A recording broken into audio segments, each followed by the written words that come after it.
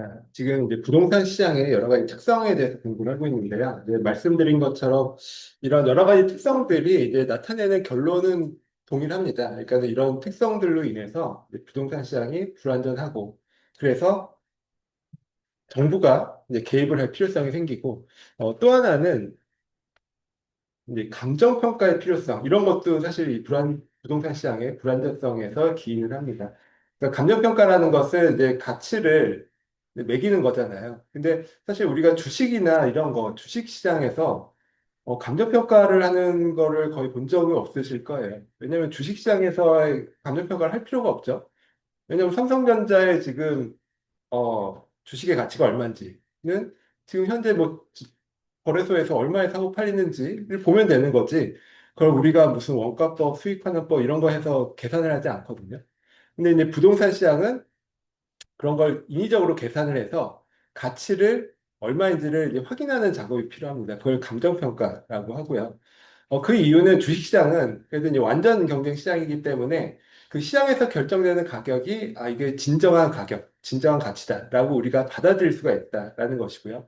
반면 부동산 시장은 불완전한 시장이기 때문에 실제 시장에서 얼마에 사고 팔리더라도 그게 이제 진정한 가격인지 진정한 가치인지를 누구도 확신할 수 없다라는 거예요. 그렇기 때문에 이 과연 진정한 가치가 얼마인지는 따로 그런 뭐 원가법, 수익환원법, 거래사례 비교법 이런 걸 통해서 따져봐야 됩니다. 그래서 이제 결국 부동산 시장의 불안전성이라는 것이 두 가지 결론이 나오는데 첫 번째는 시장에서 자유롭게 시장을 방치하면 안 되고 정부가 개입을 해야 된다라는 점. 그다음에 두 번째는 감정평가의 필요성. 뭐 이러한 표현들은 뭐 우리 뭐 부동산학 개론이라든지 여러 가지 책 보시면 매번 이 표현들이 나올 거예요. 그래서 그런 게 왜 그런 필요성이 생기는지, 부동산 시장의 특성, 그리고 불안정성 때문에 이제 그런 필요성이 생긴다라고 생각을 하시면 될 것 같고요. 그다음에 이제 네 번째 특징 보시면 토지 수급 조절의 곤란성이라는 것이 있습니다. 토지 수급 조절이라는 것은 뭐 수요와 공급을 우리가 수급이라고 하잖아요. 그러니까 예를 들어서 우리 시장에서 뭐 어떤 물건의 수요가 갑자기 늘어나서 뭐 가격이 막 치솟는다라고 하면 어떻게 되죠? 그 생산자, 공급자들이 막 공급을 늘려서 그 치솟은 가격이 안정화가 됩니다. 그런 걸 우리가 수급 조절이라고 얘기를 해요. 그러니까 이게 아주 기본적이죠. 가격이 오르면 공급이 늘어나서 그 가격이 안정화가 된다라는 것인데 우리 부동산, 특히 토지의 경우에는 이게 어렵다라는 것입니다. 그러니까 토지라는 것은 우리가 우리가 이제 부동산, 토지의 특성으로 몇 가지 중요한 것들이 있는데 뭐 그중에 제일 중요한 게 아까 처음에 봤었던 움직이지 않는다는 거죠. 부동성, 뭐 지리적 위치의 고정성 이런 것들이 중요한 특징이고 또 하나는 앞에서 본 개별성. 똑같지 않고 다 개별적이다. 이런 개별성의 특징이고 또 하나의 특징은 바로 이 부증성입니다. 부증성이라는 것은 늘어나지 않는다라는 특징이에요. 뭐 우리가 잘 알다시피 토지라는 게 우리나라에 주어진 토지가 물리적으로 늘어나지 않잖아요. 이런 것을 부증성이라고 합니다. 그래서 우리나라에서 지금 막 토지가 부족하고 그래서 막 토지 가격이 막 치솟는다 하더라도 우리나라에서 지금 토지가 새롭게 어디서 공급될 수가 없기 때문에 그래서 이 수급 조절이 안 되는 거죠. 그러니까 토지의 공급량이 뭐 우리 맘처럼 막 늘었다 줄었다 한다라면 토지 가격이 오르면 공급량도 느리고 그에 따라서 토지 가격을 안정화시킬 수가 있는데 그렇지 않다라는 그런 얘기고요. 그래서 이것을 이제 다른 말로 우리가 토지 공급이 가격에 대해서 비탄력적이다라고 표현을 합니다. 비탄력적이다. 가격에 대해서 비탄력적이다. 그러니까 공급이 가격에 대해서 탄력적이다라는 것은 가격이 오르면 공급량도 그만큼 탄력적으로 많이 늘어난다라는 뜻이고요. 근데 토지 공급이 가격에 대해서 비탄력적이라는 것은 토지 가격이 오른다라고 해도 공급이 그만큼 늘어날 수 없다. 그러니까 비탄력적이다라는 것, 잘 늘어나지 않는다. 뭐 쭉쭉 늘어나지 않는다. 이런 특징이고요. 사실은 더 엄밀하게 표현을 하면 물리적인 공급량은 전혀 늘어날 수가 없죠. 그러니까 가격이 오른다고 해서 토지 공급량이 늘어날 수가 없어요. 그래서 우리가 그런 것을 이제 토지의 물리적 공급량은 가격에 대해서 완전 비탄력적이다. 뭐 이런 것들을 우리가 뒤에서 공부를 할 겁니다. 그래서 우리가 이제 공급곡선이라는 것을 한번 그림으로 그려보면요. 이 앞으로 이거를 많이 공부를 할 거예요. 근데 이게 뭐 사실 고등학교 때도 배우는 가장 기초적인 내용이잖아요. 그러니까 세로축이 가격이고 가로축이 뭐 수요량 또는 공급량 또는 수요와 공급이 만나서 거래량이 결정이 되잖아요. 그러니까 가로축은 그러니까 어떤 양을 뜻해요. 그래서 가격이 오를 때 수요 곡선은 어떻게 되죠? 가격이 오르면 수요는 줄고 가격이 내리면 수요가 늘어나잖아요. 그러니까 수요 곡선은 이렇게 우하향 모양으로 나타나고 일반적인 공급 곡선은 가격이 오르면 공급이 늘어나고 가격이 내리면 공급이 줄어들죠. 그래서 우상향하는 모양으로 공급 곡선이 나타납니다.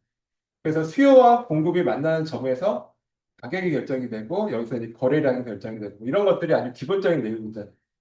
근데 토지의 경우에는 이게 좀 그렇지 않다라는 거죠. 지금 본 것처럼 토지는 가격이 오르던 내리던 고정이 돼 있죠, 공급량이. 그러니까 그림으로 그려보면 토지의 공급 곡선은 이렇게 수직의 모양으로 나타날 수밖에 없어요. 수요 곡선은 이렇게 우하향하지만 토지 공급 곡선은 수직의 모양으로 나타난다. 그러면 우리가 이제 언제 생각을 해보면 만약에 수요가 늘어난다는 건 수요 곡선이 이렇게 오른쪽으로 이동한다는 뜻이잖아요. 근데 공급 곡선이 이렇게 우상향하는 모양이다라고 하면 수요가 늘어났을 때 가격이 오르더라도 약간만 오르겠죠. 근데 이런 토지처럼 물리적 공급량이 가격 변화 상관없이 고정되어 있다라고 하면 수요 곡선이 늘어났을 때 가격이 더 큰 폭으로 올라갈 겁니다. 이거는 우리가 그림만 봐도 알 수가 있잖아요. 그러니까 우상향으로 누워냈을 때보다 수직으로 되어 있을 때 수요 곡선 변화에 대해서 가격이 더 크게 반응할 수밖에 없어요. 근데 이거는 반대의 경우에도 마찬가지입니다. 그러니까 수요가 줄어들 때 일반적인 경우는 수요가 줄어들면 가격이 내려가고 그러면서 공급량도 줄어들거든요. 그러니까는 가격이 내려가더라도 약간만 내려가겠죠. 반면에 토지시장, 물리적인 토지시장은 수요가 줄어들어도 공급이 줄지 않아요. 그러니까 수요가 줄어들어서 가격이 내리던 수요가 늘어나서 가격이 오르던 공급량이 고정되어 있다라는 것은 가격이 오를 때는 급하게 오르고 가격이 내릴 때는 급락한다. 이게 이제 가장 중요한 토지시장의 특성입니다. 그리고 우리 실제로도 우리의 경제 현상들을 보면은 특히 토지 가격은 급등과 급락을 반복을 하거든요. 그게 사실은 이런 걸로 설명을 할 수가 있는 것이죠.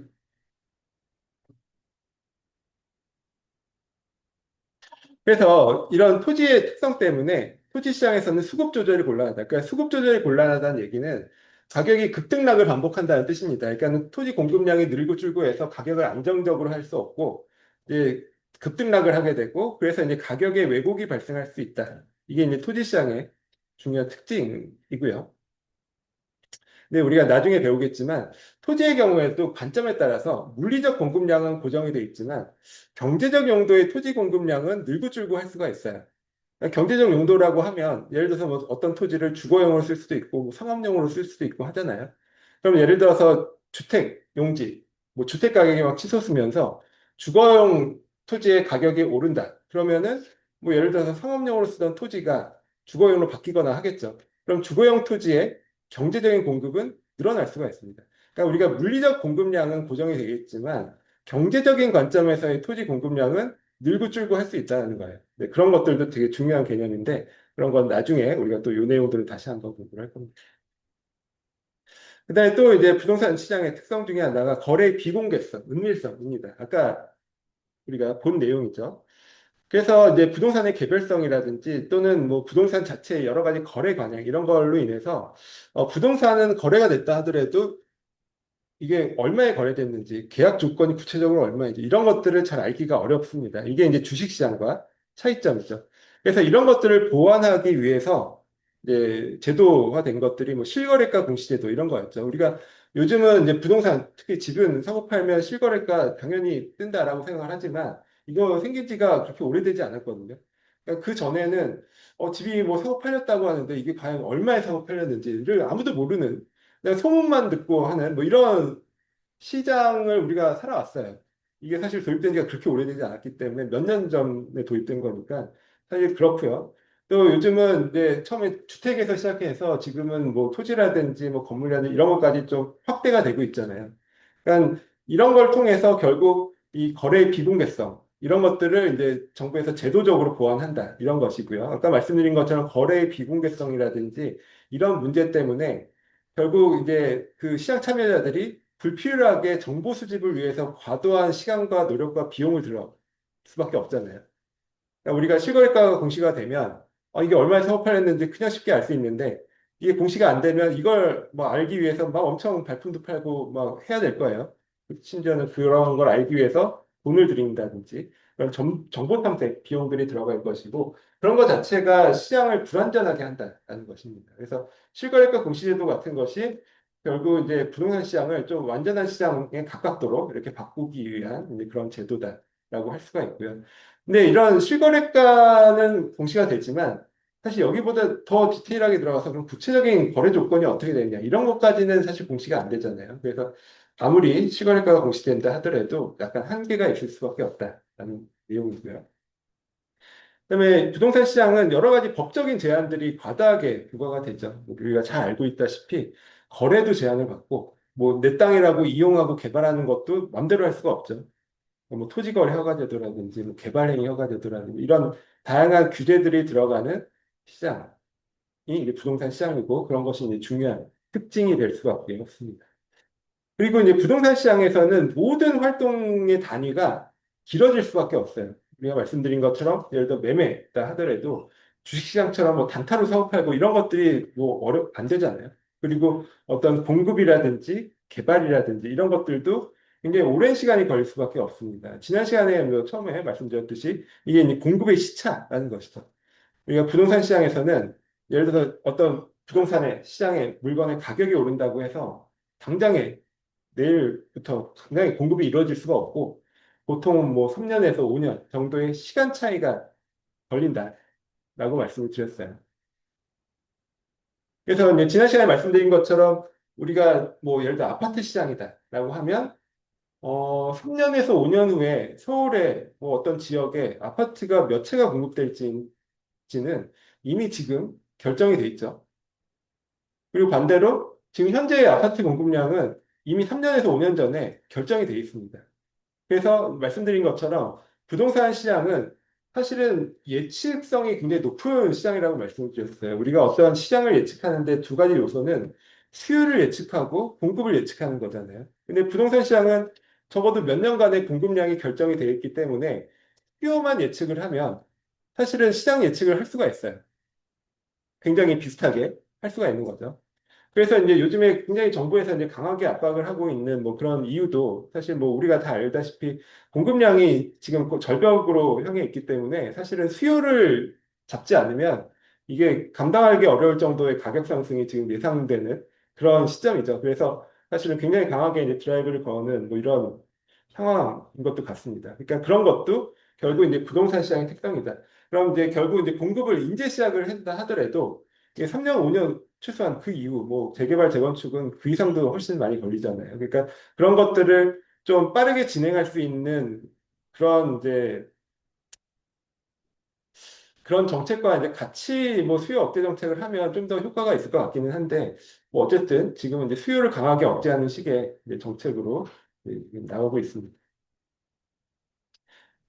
그래서 말씀드린 것처럼 이제 부동산 시장이 나중에 단기와 장기 이렇게 이제 구별을 하는데요. 일단 단기라는 것은 공급의 시차보다 짧은 기간을 의미합니다. 그러니까 아파트 같은 경우 보통 3년에서 5년 정도가 공급의 시차라고 얘기를 하거든요. 그러니까 3년에서 5년 정도의 기간보다 짧은 기간을 단기라고 하고 그보다 긴 시간을 장기라고 해요. 그래서 우리가 나중에 단기 공급 곡선, 뭐 장기 공급 곡선 이런 것들을 이제 공부를 할 거거든요. 그때 나오는 단기, 장기가 딱 이 얘기입니다. 공급의 시차를 기준으로 해서 그보다 짧은 시간인지, 그보다 긴 시간인지를 구분을 하는 것이고요. 그 다음에 또 하나 이제 부동산 시장의 중요한 특성 중에 하나가 자본시장과의 관련성입니다.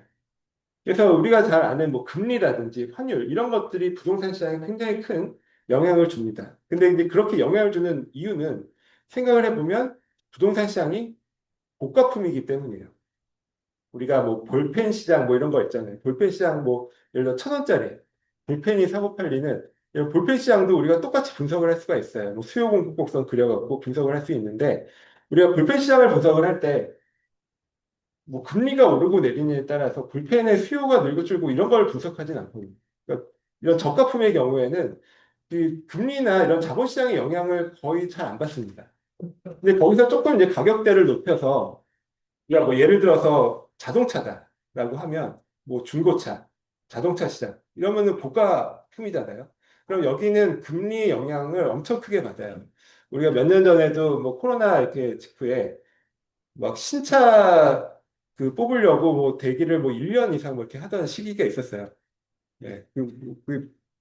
오래전 아니죠. 불과 한 2, 3년 전이었던 것 같은데, 3년 전 했던 것 같은데, 내가 신차를 뽑는데 1년 기다리고 막 2년 기다리고 막 이랬거든요. 근데 재밌는 게, 그때 금리가 딱 오르기 시작하니까는 그 대기줄이 3개월, 2개월, 2개월 막 줄어요. 그러니까 이게 금리 영향을 엄청나게 강하게 받는다는 거죠. 자동차만 해도. 그러면은 우리는 이제 부동산 시장은 자동차보다 훨씬 고가 시장이잖아요. 그러니까 당연히 금리 영향을 안 받을 수가 없습니다. 굉장히 민감할 수밖에 없고. 그래서 우리가 이제 부동산 시장을 분석할 때 자본시장, 즉 금리의 그 향방을 예측하는 것은 굉장히 중요할 수밖에 없고요. 또 여기에 하나 더 나아가서 우리가 이제 국제화된 시대, 즉 모든 유동성이 이제 세계 국경을 넘나들면서 이제 흘러가기 때문에 지금은 이제 환율의 영향도 굉장히 크게 있습니다.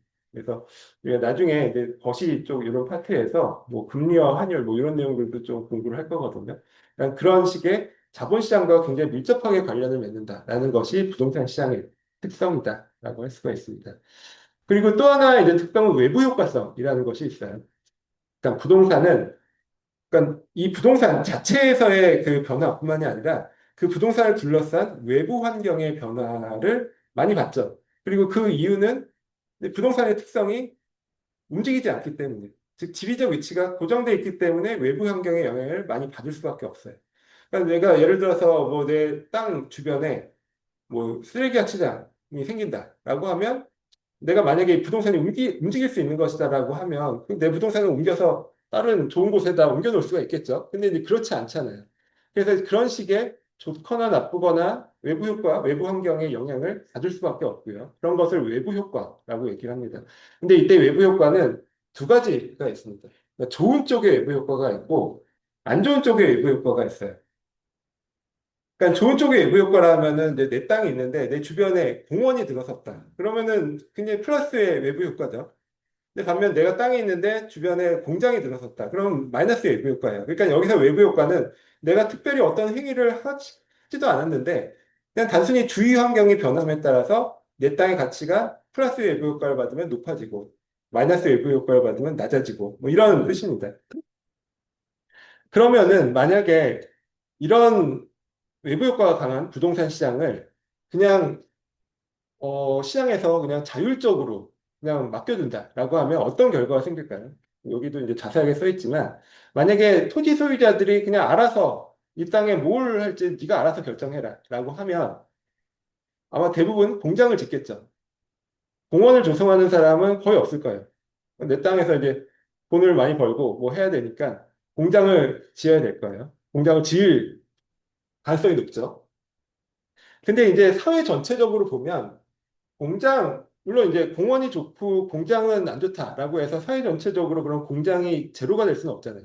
그러니까 사회 전체적으로 공장의 적정한 수준도 있고, 적정한 양이 있고, 공원이 필요한 적정한 양이 있습니다. 그러니까 그거는 사회 전체적으로 정해지는 양인데, 뭐 그것도 이제 측정에 따라서 어느 정도인지는 달라지겠지만, 어쨌든 사회 공익 전체적으로도 필요한 그 용도들이 있을 거예요. 근데 그거를 토지 소유자들의 자율에 맡겨버리면 대부분 이제 자기 사익에 유리한 쪽으로 막 지어내겠죠. 그럼 뭐 전국서가 뭐 공장이 깔린다거나 뭐 이런 일들이 벌어질 수가 있다라는 것입니다. 그래서 이렇게 된 것을 우리가 시장 실패라고 해요. 그러니까 시장에 자율적으로 맡기면 결국 안 좋아진다. 이걸 뭐 합리적인 자원 배분이 이루어지지 않는다고 이렇게 표현을 하는데 뭐 그냥 쉽게 얘기하면 안 좋아진다는 얘기예요. 이걸 시장 실패라고 하고 그럼 시장 실패가 발생하면 어떻게 해야 되느냐? 정부가 개입을 해야 됩니다. 그러니까 정부가 어떤 식으로 개입을 할까요? 다 우리가 배우는 내용이에요. 우리 공법 같은 데 보면 용도 지역 같은 거 땅을 정부가 강제로 정하잖아요. 내 땅인데 내가 마음대로 용도를 못 써요. 정부에서 지정을 해주죠. 그런 용도 지역제가 요거죠. 그러니까 시장의 외부 효과성 때문에 시장의 자율에 맡기면 반드시 시장 실패가 발생하고 그럼 이제 정부가 개입을 하는데 정부가 그럼 어떻게 개입할 것이냐? 뭐 다른 방법도 있을 수 있지만 대부분의 나라에서 택하는 방법이 이 조닝이에요. 이 용도 지역을 정해서 이 땅은 뭐 공원으로 쓰고 뭐 이 땅은 뭐 도로로 쓰고 뭐 이 땅은 뭐로 쓰고 이런 걸 다 정해주죠. 그게 이제 용도 지역제이고 그게 이제 이 부동산 시장의 외부 효과성이라는 특성으로 인해서 이제 정부가 개입하는 이제 그런 중요한 논거가 된다라고 할 수가 있고요. 근데 우리 이 시장을 바라보는 관점에 따라서 이거와 반대되는 주장하시는 분들도 있어요. 그러니까 지금 말씀드린 것은 정부가 시장에 맡기면 시장은 실패하기 때문에 특히 부동산 시장은 그래서 정부가 강력하게 이제 개입을 해야 된다라는 분들의 이제 주장 논거이고 반대로 주장하는 분들은 정부가 개입을 하면 정부 실패를 하기 때문에 시장 자율에 맡겨야 된다. 이런 주장을 하시는 분들도 있습니다. 그 이제 그런 주장의 이제 대표적인 그 논거가 뭐냐면요. 가격 상한제, 가격 상한제.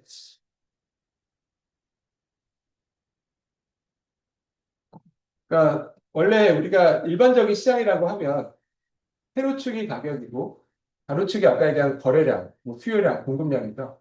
그럼 수요와 공급이 만나는 점에서 시장에서의 가격이 결정이 됩니다.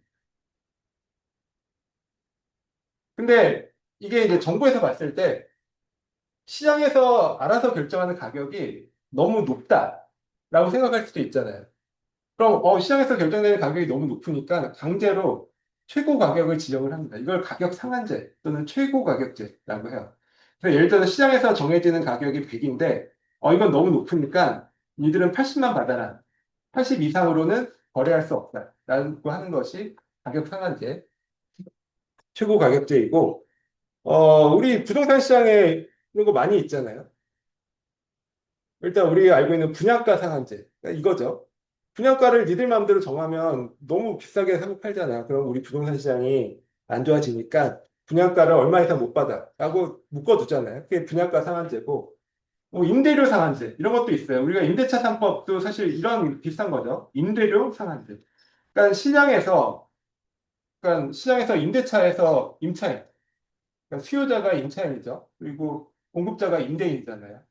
그럼 임차인과 임대인이 시장에서 결정하는 가격이 월세가 100만 원인데 정부에서 판단했을 때 이거 너무 비싸다. 니들 80만 원만 받아라. 이렇게 이제 묶어두는 것입니다. 그러면 이게 어떤 문제가 생길까요? 이런 식의 정부에서 개입을 하면 우리가 시장 가격이라는 것은 수요와 공급이 딱 맞는 지점이잖아요. 근데 이거보다 강제로 이렇게 내려버리면 수요는 이만큼인데 공급은 이만큼이죠. 근데 이만큼이 초과 수요가 생겨요. 그러니까 수요자는 더 많고 공급이 줄어든다라는 뜻이에요. 초과 수요가 생기면 우리가 이제 뭐 경제학을 공부를 하면 정부에서 어거지로 이 가격을 막아놨기 때문에 초과 수요가 생겨도 이걸 100만 원, 뭐 110만 원 이런 식으로 올려서 공식적으로는 거래할 수가 없어요. 그럼 이제 보통 이제 경제학에서는 이걸 암시장이라고 얘기를 하는데 블랙마켓이죠. 그러니까 공식적인 시장이 아니라 암시장이 형성됐다라고 얘기를 합니다. 그럼 암시장에서는 어떤 가격이 형성이 되냐면 공급이 요만큼이기 때문에 여기에 맞춰서 수요에 맞추는 요 가격으로 가격이 급등을 합니다. 그러니까 뭐 110만 원, 120만 원 이렇게 올라간다는. 그럼 암시장에서는 애초에 정부에서 개입하기 전에 가격보다 오히려 더 높게 형성이 돼요. 우리가 모든 암시장이 그렇잖아요. 시장의 자율적으로 맡겼으면 싸게 거래가 됐을 텐데 암시장이 형성된다는 것은 정부에서 규제를 하기 때문에 은밀하게 거래가 되는 것이고 당연히 은밀하게 거래되는 것은 원래 시장 가격보다 높아질 수밖에 없습니다. 우리가 뭐 이렇게 그림으로 그려보지 않아도 그런 거죠. 그럼 만약에 정부에서 그냥 강하게 암시장을 타겟으로 해서 못하게 한다. 뭐 형사처벌도 하고 못하게 한다라고 하면 해결이 될까요?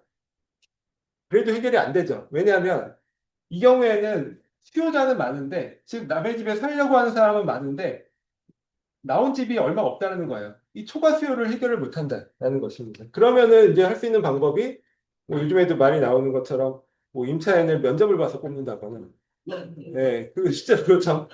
또는 뭐 제비뽑기를 한다거나 아니면 뭐 선착순을 한다거나 하여튼 그러니까 그럴 수밖에 없어요.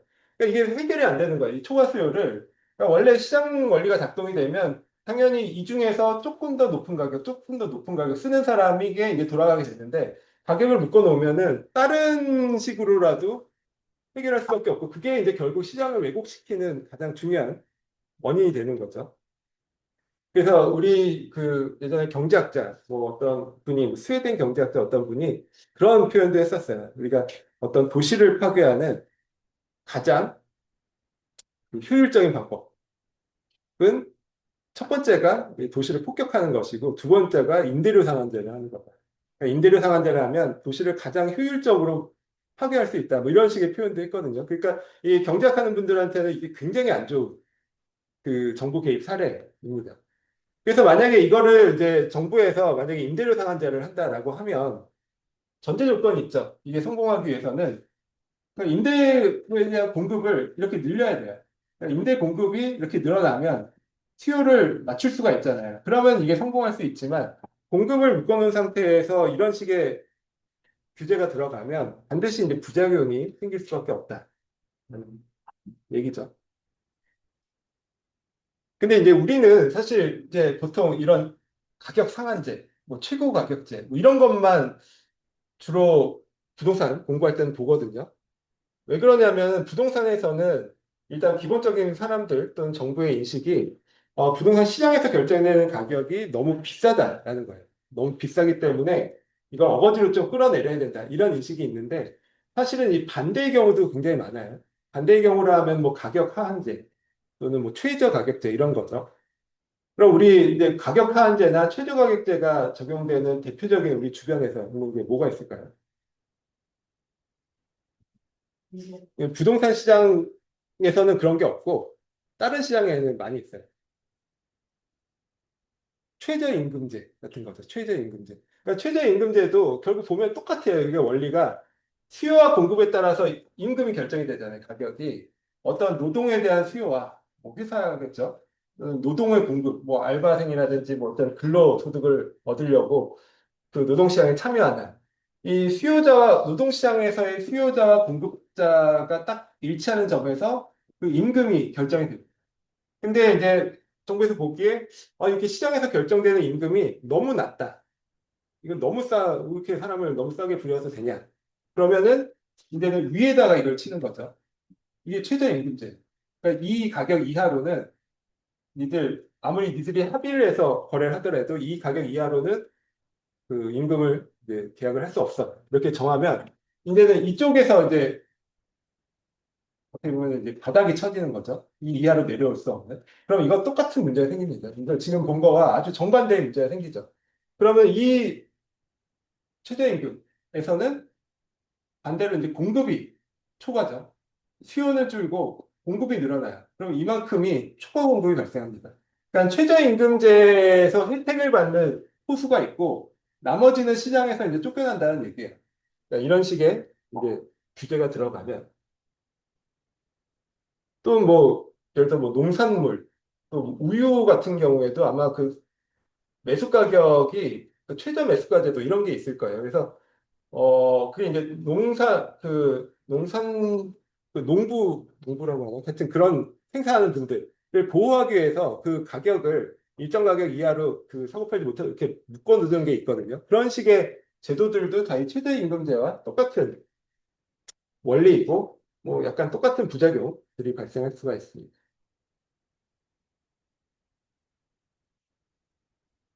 네, 그래서, 네, 뭐 이런 것들. 그러니까는 아까 말씀드린 것처럼 외부 효과성은 그 정부가 부동산 시장을 개입하기 위한 일종의 논거라고 할 수가 있고요.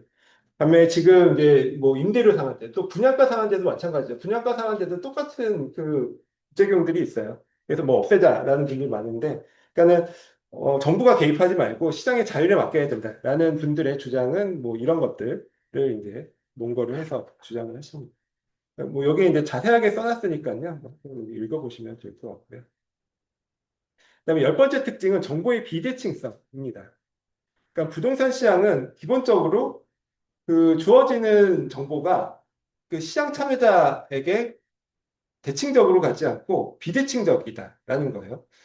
이게 이런 예를 들 수가 있어요. 예를 들어 내가 뭐 아파트를 사고 판다라고 하면 내가 파는 사람 입장에서는 내가 계속 거기 살고 있으니까 여기 뭐 윗집에서 뭐 층간소음을 낸다거나 아니면 여기 무슨 어떤 하자가 있다거나 뭐 이런 것들을 나는 잘 알잖아요.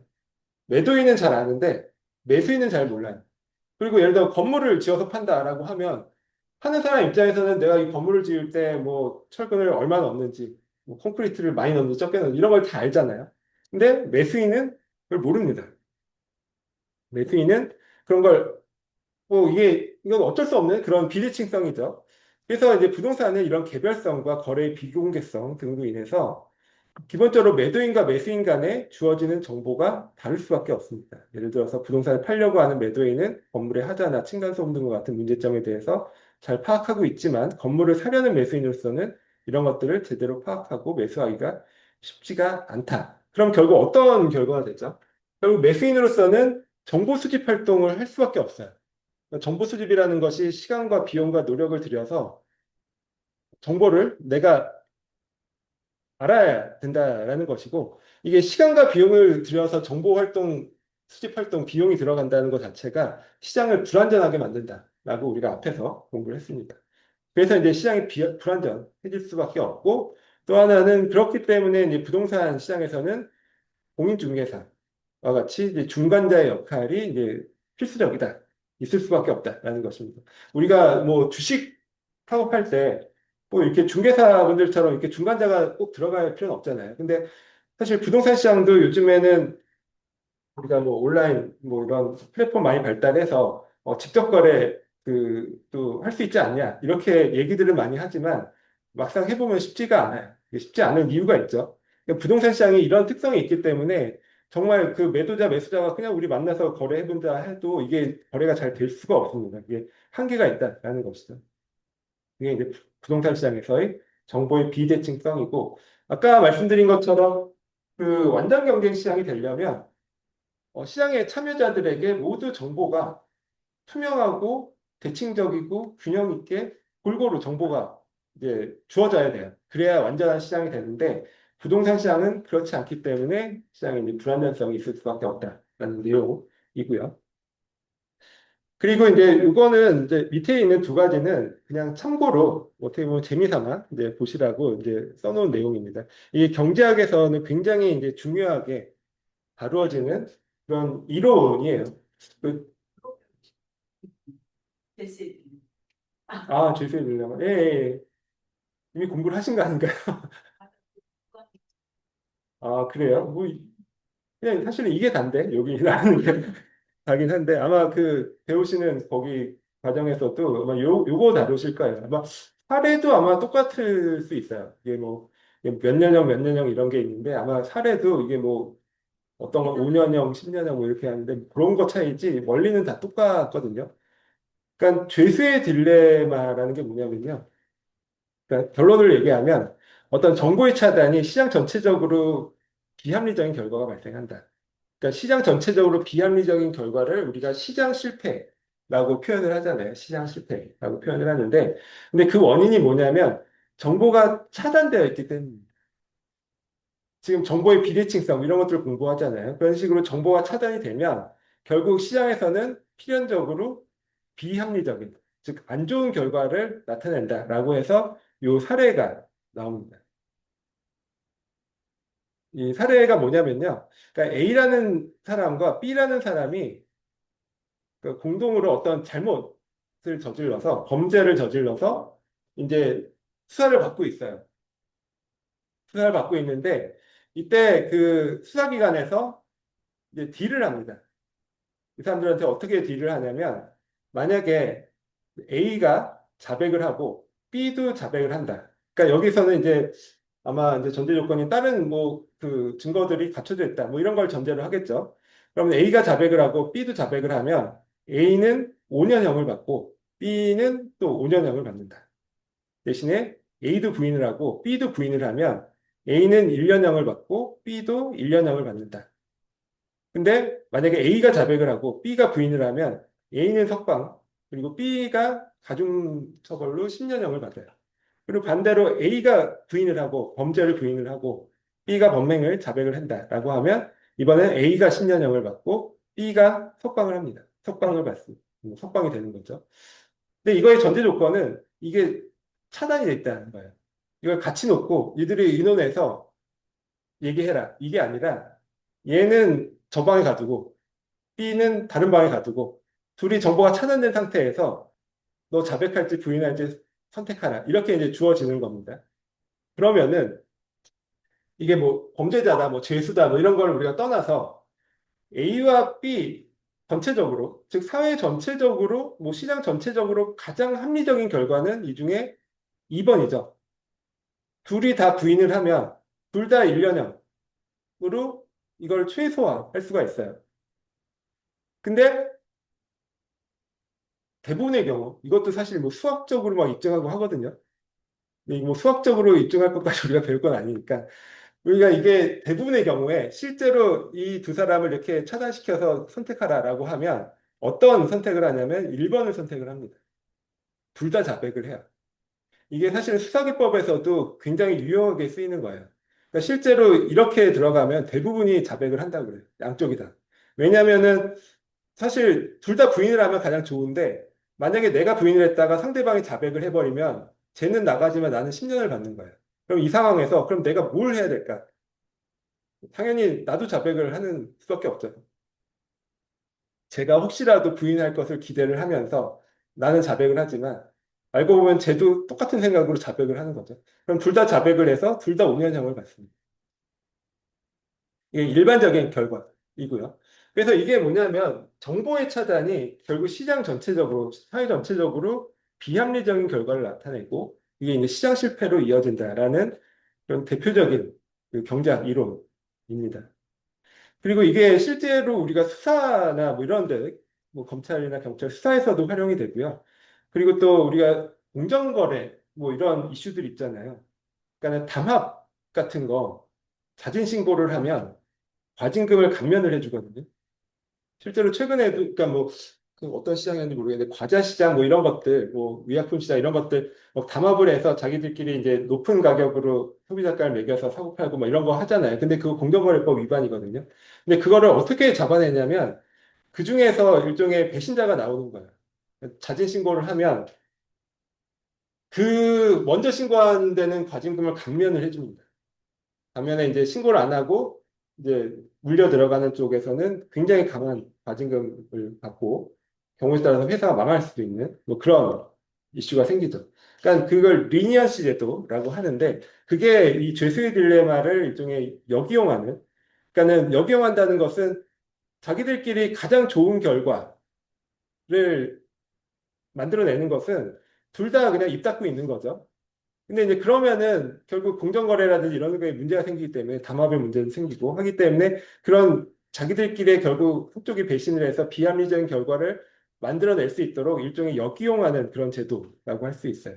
그래서 우리나라 공정거래 제도에서는 다 이 리니어시 제도, 과징금 감면 제도들이 다 들어가고요. 그리고 아까 말씀드린 것처럼 검찰, 경찰 이런 수사 단계에서도 특히 우리나라는 이제 공식적으로 그게 안 되는데 미국 같은 경우에는 형량 거래 이런 것들을 하거든요. 그러니까 뭐 자백을 하면 몇 년 깎아주겠다 이런 것들이 좀 형량 거래들을 하기 때문에 뭐 그런 나라에서는 특히 이런 것들을 많이 수사에서도 활용을 합니다. 그런 것들이 이제 경제학 이론을 바탕으로 하는 것이고요. 또 하나 이 정보의 비대칭성 관련돼서 또 이제 재미있는 이론이 레몬 시장 이론이라고 있어요. 그 레몬카라고 하는데 레몬이 이제 우리 그 먹는 레몬을 뜻합니다. 그러니까 시잖아요, 레몬이 시인데 그 레몬카라는 게 뭐냐면 중고차를 뜻해요. 그러니까 중고차를 영어로 레몬카라고 하거든요. 그럼 뭐 저도 정확히 모르겠지만은 그 레몬이 시이기 때문에 뭐 중고차도 약간 그런 특성이 있다라고 해서 뭐 그냥 그렇게 부르기 시작한 것 같기는 해요. 어쨌든 이제 레몬 시장 이론, 레몬카 이론이 이제 뭐냐면요. 우리가 중고차를 딱 생각을 해봅니다. 중고차의 경우에 예를 들어서 중고차를 사는 사람이 있고 파는 사람이 있잖아요. 근데 중고차를 파는 사람은 내가 이 중고차에 대해서 너무 잘 알아요. 내가 이걸 타고 다니면서 뭐 어떤 뭐 문제가 있었고 뭐 하자가 있었고 뭐 이런 것들을 너무 잘 알죠. 반면 사는 사람은 신차가 아니기 때문에 이 중고차에 어떤 하자가 있고 문제가 있는지를 모릅니다. 즉 정보라는 측면에 있어서 매도인의 정보가 압도적으로 많고 매수인, 중고차에 대한 매수인이 갖고 있는 정보는 작을 수밖에 없어요. 그럼 이제 어떤 문제가 생기죠?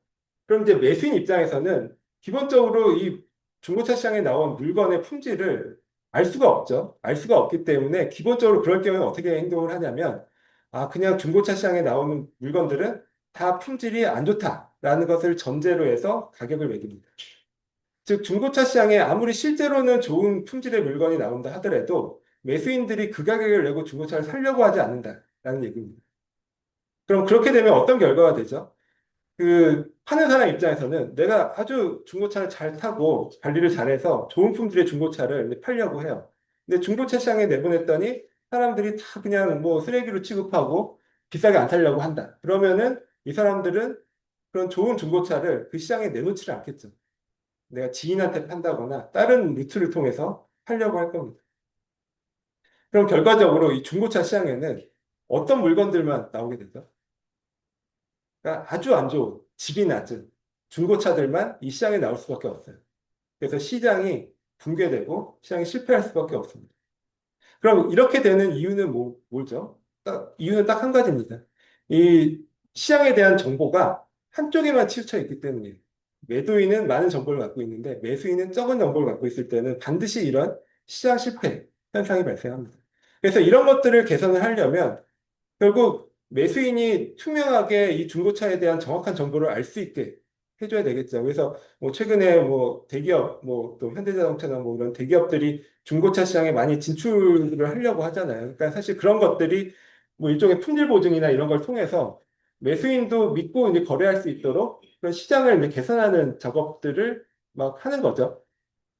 네, 그런 걸 통해서 매도인이나 매수인이나 골고루 그 물건에 대한 정보를 그냥 균형 있게 가질 수 있다라고 하면 그때는 이제 정상적인 시장으로 갈 수가 있다. 뭐 그런 이론입니다.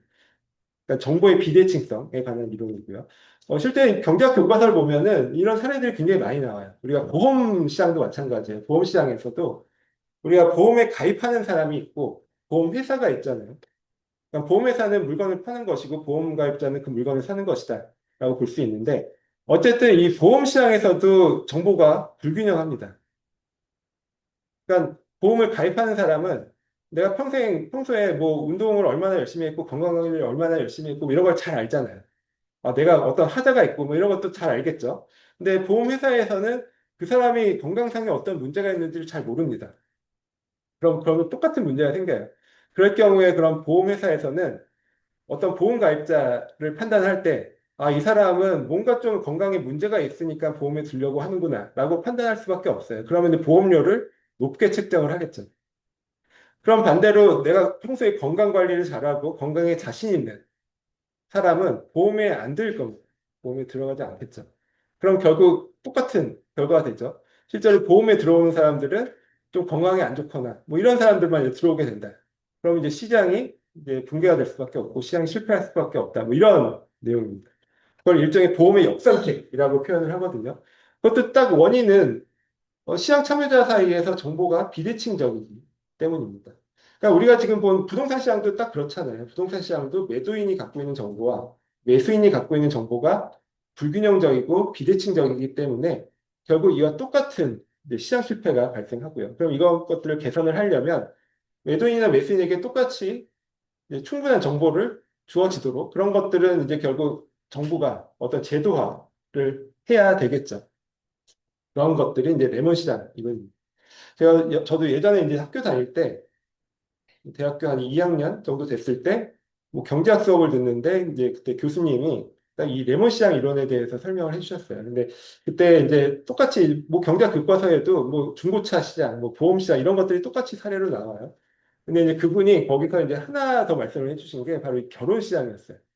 그러니까 결혼 시장을 이제 생각을 해보면 우리가 이제 어떤 뭐 그러니까 이건 말 그대로 시장을 얘기하는 거예요. 뭐 결혼 정보 회사 뭐 이런 것들 생각을 해보시면 어 그러니까 뭐 이게 좀 그렇게 말하면 또 그렇겠지만 이것도 결국 나를 팔고 사는 뭐 이런 개념으로 생각을 할 수가 있잖아요. 중고차처럼. 만약 그렇게 생각을 한다라고 하면 나는 나에 대해서 너무 잘 알죠. 내가 뭐 건강이라든지 뭐 성격이라든지 어떤 문제가 있는지 뭐 이런 것들을 너무 잘 알아요. 근데 상대방에 대해서는 모릅니다. 그러니까 이게 결국에는 중고차 시장처럼 결혼 시장도 굉장히 비대칭적인 시장이다라는 것이고요. 그럼 이렇게 비대칭적이다, 시장이다, 정보가 비대칭적인 시장이라고 하면 결국 필연적으로 거기에 들어오는 사람, 그 예를 들어서 굉장히 내가 생각하기에 정말 뭐 결혼하기 훌륭한 사람이다라고 하면 중고차 시장처럼 내가 좋은 중고차를 갖고 있으면 중고차 시장에 안 들어가잖아요. 그런 것처럼 내가 정말 이제 그런 좋은 조건이다라고 하면 결혼정보회사나 결혼시장에 안 들어간다는 얘기죠. 그리고 이거 똑같이 생각을 해보면 그러면은 결국 그런 경우에는 내가 지인을 통해서 짝을 만난다거나 다른 루트를 찾을 거죠. 공식적인 결혼시장으로 진입을 안 합니다. 그러면 이게 똑같이 중고차 시장처럼 그럼 이런 얘기를 하는지 맞을지 모르겠는데 결혼 시장에 들어오는 사람들은 그럼 좀 안 좋은 사람들이 안 좋은 중고차들이 중고차 시장에 들어오는 것처럼 이제 그렇게 들어올 수 있다라는 얘기예요. 그분의 이제 주장은. 그래서 이제 그때도 뭐 다들 이제 20살, 21살 뭐 이런 친구들 대상으로 이제 수업을 하시는 거니까 이제 그분이 말씀하신 결론은 그러니까 니들도 뭐 결혼정보회사 이런 거 가입하지 말고 그냥 사랑을 찾아서 결혼을 해라. 뭐 이런 식의 이제 어떻게 보면 약간 좀 농담식으로 말씀을 주신 생각이 나거든요. 그러니까 이 레몬 시장 이론이 딱 그 내용입니다. 그래서 지금 말씀드린 것처럼 중고차, 보험, 결혼, 또 뭐 부동산 시장 다 비슷한 공통점이 시장 참여자들 사이에서 정보가 비대칭적이다. 뭐 이런 특징이 있고요. 그래서 이제 그런 것들을 이제 개선을 하려면 결국 쌍방향적으로 이제 균등하게 정보가 충분히 제공될 때 이런 이제 시장 실패 현상들을 이제 없앨 수가 있습니다. 그래서 이제 그런 식으로 많이 제도화가 되고 있고요. 그래서 부동산 시장만 해도 뭐 실거래가 공시제도라든지 뭐 여러 가지 제도화를 통해서 사실 이런 것들이 많이 지금 올라가고는 있어요. 올라가고는 있지만 부동산 시장 자체의 특성이 있기 때문에 그런 이제 정보라는 것이 이제 한계가 있을 수밖에 없다. 그래서 이제 불안전성이 남아있을 수밖에 없다. 뭐 이런 내용이고요. 그렇습니다. 그래서 오늘은 일단 이 부동산 시장의 여러 가지 특성들에 대해서 공부를 했고요. 이런 걸 통해서 부동산 시장이 불안전할 수밖에 없고, 그래서 정부가 개입할 수밖에 없고, 또 감정평가의 필요성이 생긴다. 뭐 이런 것들로 우리가 한번 간략하게 결론을 정리해 볼 수가 있습니다. 그래서 이제 다음 시간부터는요, 이제 구체적으로 부동산 시장, 우리가 경제학에서 공부하는 뭐 수요 이론, 공급 이론, 뭐 이런 것들을 부동산 시장에 적용을 해서 좀 이제 구체적인 내용들을 이제 공부를 할 건데요. 이거 사실 이제 뭐 고등학교 때도 사실 배우는 내용이고 또 중개사 시험 공부를 하시면 이 내용들을 부동산학 개론 수업에서 많이 다루시거든요. 그래서 아마 좀 익숙하신 분들도 계실 거예요. 뭐 좀 혹시 뭐 미리 공부를 하고 싶으시면 여기 한번 더 2강, 제 2강의 내용 한번 읽어보고 오시면 더 좋을 것 같고요. 네, 그렇습니다.